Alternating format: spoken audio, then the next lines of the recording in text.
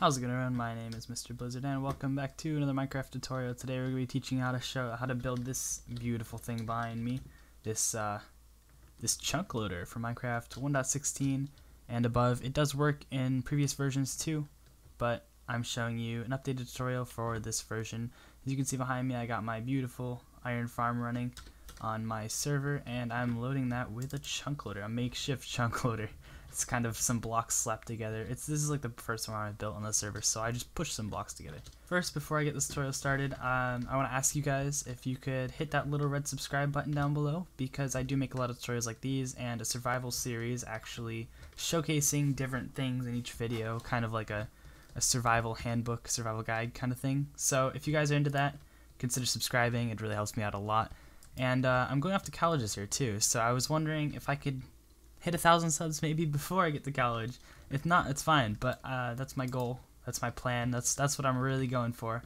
So I'm really going to start pumping out content. If you guys want to be along for the journey, then I'd really appreciate a subscribe. If you guys are interested in joining the Discord, either as a community member or a member of the server and applying for the applications with an application, feel free to click the Discord links below and join up there, because we'd be more than happy to have some more members. We're always recruiting.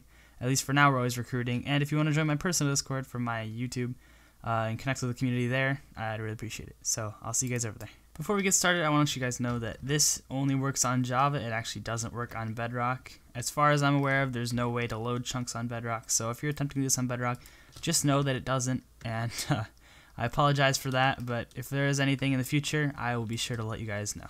A small list of farms, for example, that will work with the chunk loader are iron farms, big machines, or any kind of machine, small, big, any kind of size, and honey farms. And examples of farms that won't work are slime farms, mob farms, or any kind of thing that relies on random ticks such as trees or plants to grow. Basically anything that has mobs spawning or random ticks will not work, and anything that just relies mostly on game mechanics will work. So that's something to keep in mind.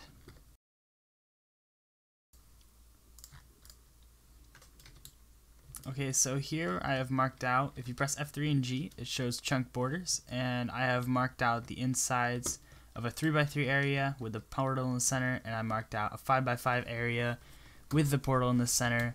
And so essentially what this means is that entity processing chunks will be in this 3x3 area, and in this 5x5 area are creating lazy chunks basically. So they won't process entities, but they will process things like hoppers and redstone components.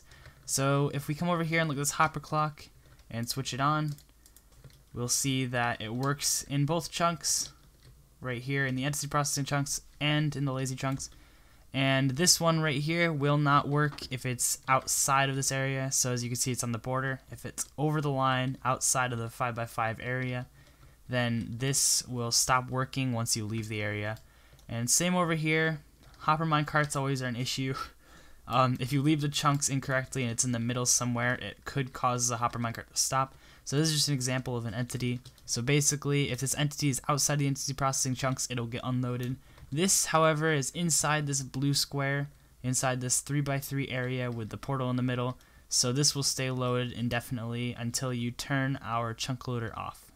So these are the examples, and here's the square that shows you the size of the loaded chunks. So as you can see here, we've got our nice beautiful iron farm set up, and let's get building the chunk loader before any slimes come in to attack our beautiful iron guy. So basically first what you want to do is hit F3 and G and figure out which chunks your thing will be running in. So this will be the center chunk right here, since we need to load this chunk and this chunk. And so we could put this chunk as the center or this chunk as the center. Just keep in mind it goes one out in all directions, so we'll use this as a center chunk since we need to load both these chunks as entity processing chunks, since it can spawn in golems in the entity processing chunks. So we'll do that, and then we'll kill the golems and collect all the iron just fine. So if we take a look right over here, we can see a list of materials you're going to need. You're going to need 4 droppers to shoot the item around, 1 comparator to read when the item's caught in the system, 2 redstone dust, 2 rails to hold 2 hopper minecarts.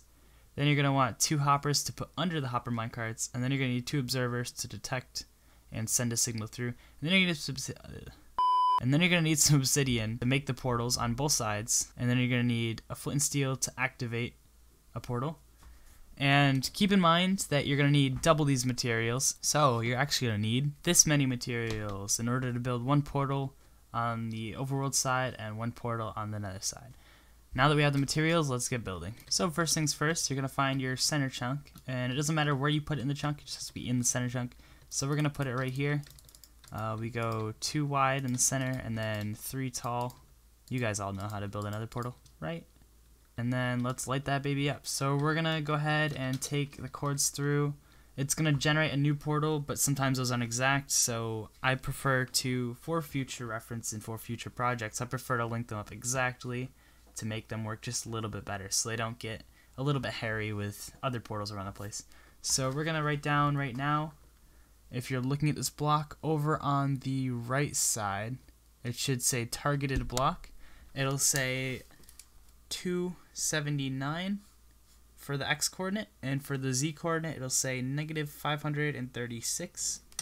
Alright, so now we can hop through the portal, and you can see we ended up in our other chunk loader, so we're gonna have to go find these, and the way we do that is to take the x coordinate and the z coordinate and we divide it by 8. So for the x coordinate we had 279, so 279 divided by 8 equals 35, so we're gonna write that down as 35. And the z coordinate we got -536, so 536 divided by 8 equals 67. So in the nether we're looking for +35 and -67. So if we turn the chunk borders off and we press F3, on the left side you can see block right under XYZ. We're looking for 35 and -67. So we're going to keep going this way until we get to 35 and -67, which is right here. So we can actually start constructing our portals. So once you get here, you can just build your portal. We'll come back into the nether and build the nether side of the portal once we get the front side set up. So as you can see, if we go through now, we're all linked up properly and exactly. And if we didn't do that, it would have just linked up to the other chunk loader, and that would have been a big mess. First, what you're going to want to do is, all you need for space is a little 2x3 hole just like this.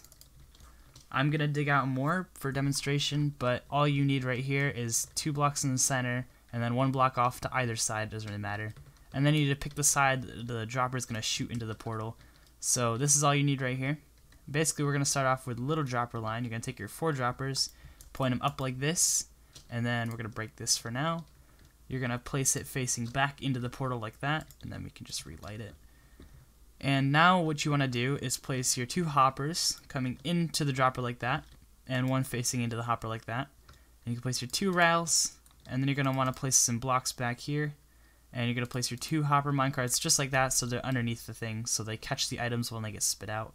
And so the way we read it out of this dropper right here is by taking our comparator and pointing it outwards like that, and we're going to transfer a signal into this block directly and a redstone dust on top of that. So that way it powers this redstone dust.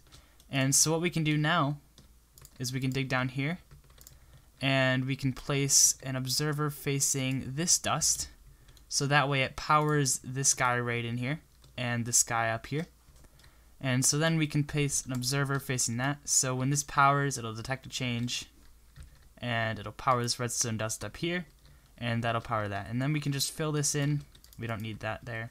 So as you can see, this fits in a 2x3 hole and it shoots into the portal. And what I like to do is take some glass and just cover up the front. So if we grab some light stained glass here, we can just cover up the front just to make sure that no items get shot out. Sometimes it can happen, but it doesn't happen frequently. And now we're going to hop over into the nether side and build it up again. This time I'm not going to explain, I'm just going to show you where the blocks go, and then you can build it from there. Okay, so here we are on the nether side. We're going to do the same thing. We're going to dig 2 blocks down underneath the portal, and we're going to dig 3 blocks like this. So basically we're just going to do 4 droppers up like this. We're going to pop the portal really quick and place it there. You don't have to do that in survival, but in creative I do go straight through the portal, so I just figured I'd do that for demonstration. And now we can run the 2 hoppers in there like that, and you can take your nether rack and cover it back up. Put the rails here, put your 2 hopper minecarts like that, so your hopper minecarts will go on top of the hoppers. How convenient. And then you take your comparator, run it out of here into a block like that. It doesn't matter what block. You're going to put a redstone dust so it powers the dust. And then you're going to come down here and you're going to get lined up so you can place the observer facing the redstone dust and giving a signal to the droppers and fill that back in. And so then you can place an observer facing downwards with a signal facing up and redstone dust on top, and that's all you need. And then you can just cover this in however you'd like, and you can put a little glass on top just like we did in the overworld. And now that this is all linked up, we should be able to throw an item through and it'll send it back. Yep, there we go. And you can see it activates and spits it out. And it activates twice because it powers the one on the bottom. You can see this observer right here. It powers the one on the bottom, but it also detects a change, so it has to activate twice. So it shoots it through on the second time, right there. And you can see the item comes back through, lands there, and it gets sucked into the minecart hoppers that are beneath it. So right here, it gets sucked into those hopper minecarts. I just broke a RAL.